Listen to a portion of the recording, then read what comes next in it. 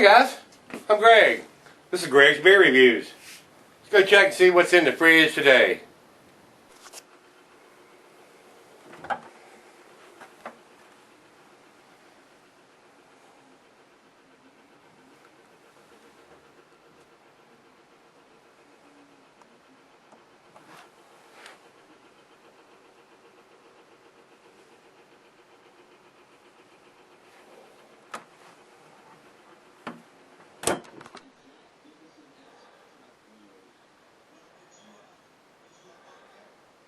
Alright guys, thanks for stopping by Greg's Beer Review today. Today's beer is the final in the series, the Trappistes Rochefort 10.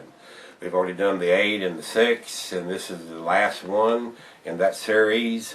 So let's see what it's about. It is from the Pairings de Rochefort from the St. Remy brew out of Belgium.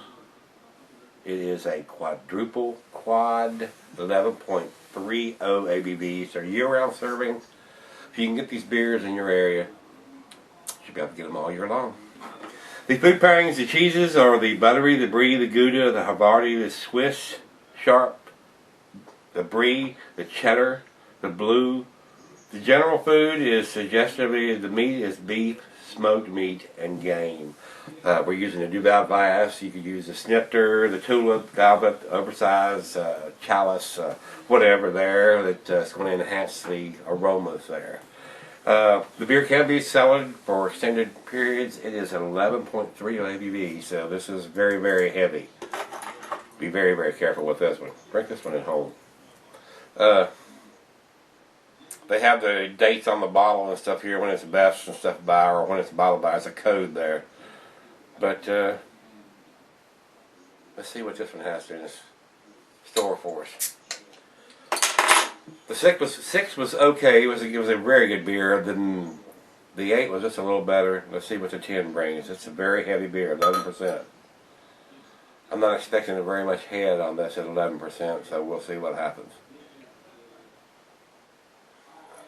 And before it all gets in there, I want to swirl that around and get the goodies out of it. There's a lot of chunks floating around in the other two. That's probably typical for that beer, but makes me kind of nervous. I don't mind a little sediment, but when you start having those floaties floating around in there, and there's a lot of them, I get a little nervous. I don't like the big floaties. It makes me nervous. Alright guys, this looks a lot like the other two we just seen. You can't see through it. It's a very dark beer, about a finger of head, just like those. It didn't leave the chocolate ring after I swirled it around and poured it in like the other ones did, but you really don't notice the floaties till you get down to the end and the head disappears and all that. So, that being said, let's get a nose on it.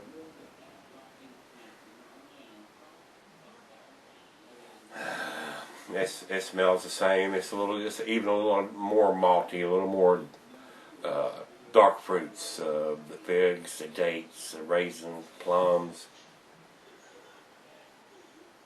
It's got all of that. I mean, it's more intense. You don't get the heavy alcohol considering it's an 11.30 ABV. Don't smell it anyway. It's right out of the fridge, so it's 40 degrees. It's probably subdued. Let's give it a taste, see what we got.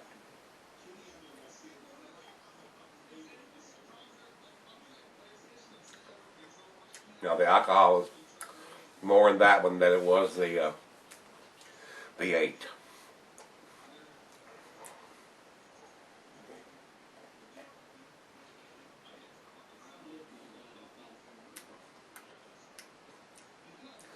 You get the caramel. It's a little sweeter. It's almost to the chocolatey stage of being sweet, but not quite.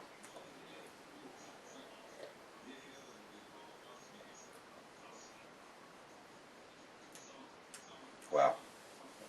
That is the most complex of the three.